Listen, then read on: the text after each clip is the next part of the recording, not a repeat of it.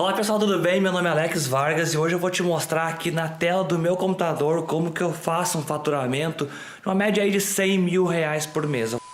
Hoje, eu procuro utilizar o termo experiência fora do corpo, que eu acho que o próprio título já diz a que vem, né? Mas existem muitos nomes para esse fenômeno, é mais normal do que se pensa, e eu comecei a ter isso com 15 anos no Rio de Janeiro, numa época que não tinha literatura sobre o tema. Eu não tinha com quem conversar. Eu acordava, tinha sensações de paralisia do sono, não conseguia me mexer. Muitas vezes a sensação de que eu estava crescendo, na época eu não sabia, ali, era a aura dilatando, né, o campo energético, e eu não tinha ninguém com quem conversar, cara. Aí eu comecei a me ver durante o sono, sem saber como estava acontecendo. Eu deitava para dormir, acordava no meio da madrugada paralisado, sentia a minha aura, no caso, crescer, e eu me sentia flutuando como se eu estivesse em cima de um colchão de ar ali, guru. Ali, e a sensação de ver meu corpo embaixo. Eu levei 1 ano para descobrir o que era isso, porque não tinha literatura na época, eu não tinha com quem conversar. Aí eu achei um livro chamado Projeção do Corpo Astral, da editora Pensamento. Quando eu li o livro, foi a grande descoberta da minha vida. O autor citava as mesmas coisas que eu estava experimentando e até então não tinha contado para ninguém. E você sabe, guru, quando aquilo é real, você está lendo algo, que o autor está definindo algo que você já sentiu, você sabe que é verdade o que ele está falando, porque você já sentiu. E eu encontrei a firmeza dos mesmos sintomas que eu tinha naquele livro. Descobri, então, que desde a antiguidade já se falava da tal da saída do corpo, mas dentro de um contexto místico, esotérico. E aí, o que eu passei a fazer? Jovem de 15 anos, cara, eu trabalhava de dia no escritório, fazia o 2º grau à noite. Aí tem gente que fala assim, por que você se meteu nessa história? Eu não me meti ali, eu fui atropelado por ela, acontecia a revelia, eu não tentava nada. E, ao mesmo tempo, eu não era um jovem que buscava nada espiritual, eu era um jovem normal.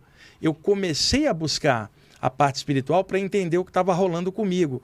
E eu ia ao cinema, praia, namorava, jogava futebol. Um cara absolutamente normal, gostando de hard rock e rock progressivo da década de 70, né? Eu estou contando isso para as pessoas verem a naturalidade. Eu não estava no Himalaia, não estava na pirâmide, eu estava em casa, no Rio de Janeiro, cara, um calor danado. E durante o sono eu experimentava essas sensações. Aí eu comecei a vasculhar os sebos do Rio de Janeiro. Eu ganhava pouco no escritório, tentando procurar literatura que, de alguma forma, dissesse para mim o que estava acontecendo, além daquele livro que eu li. Eu vasculhava as livrarias. Vocês não têm ideia como era naquela época. Eu entrava na livraria, perguntava a um vendedor, tem alguma coisa aí de vida após a morte, por exemplo? O cara me olhava como se eu fosse um ET e falava assim, lá atrás, lá atrás. Aí eu ia lá atrás e ali tinha uma seção de livros espíritas, de umbanda, de ocultismo, de teosofia, e eu ficava catando ali alguma coisa que mencionasse a saída do corpo num capítulo, alguma coisa. Quando eu olhava para trás, estava todo mundo na livraria me olhando. Isso era 1977, cara. Não tinha com quem falar, né? Meus amigos com os quais eu falava achavam que eu estava pirando. Tinha um amigo que falava assim, essa erva que você está fumando é da boa. E eu falava, cara, eu não fumo nem cigarro. Que erva? O que é? Você que fuma, cara. Né?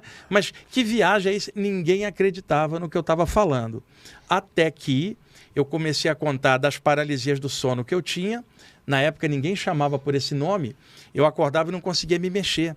Tentava gritar, não saía som nenhum, tentava abrir os olhos, não conseguia. E aí eu descobri que se eu não tentasse me mexer, a adrenalina não disparava. Eu ficava quieto, aí dava a sensação da saída do corpo. Então, esse sintoma de paralisia, que mete medo em muita gente, para mim ele se tornou uma facilidade para experimentar estados alterados da consciência. Então, aqueles meus amigos juntavam e falavam, você está louco? Eu falava assim, escuta, algum de vocês já acordou paralisado? Aí um olhava para o outro assim, você sabe o que é isso? Que eu tenho medo. Mudava exatamente o termo.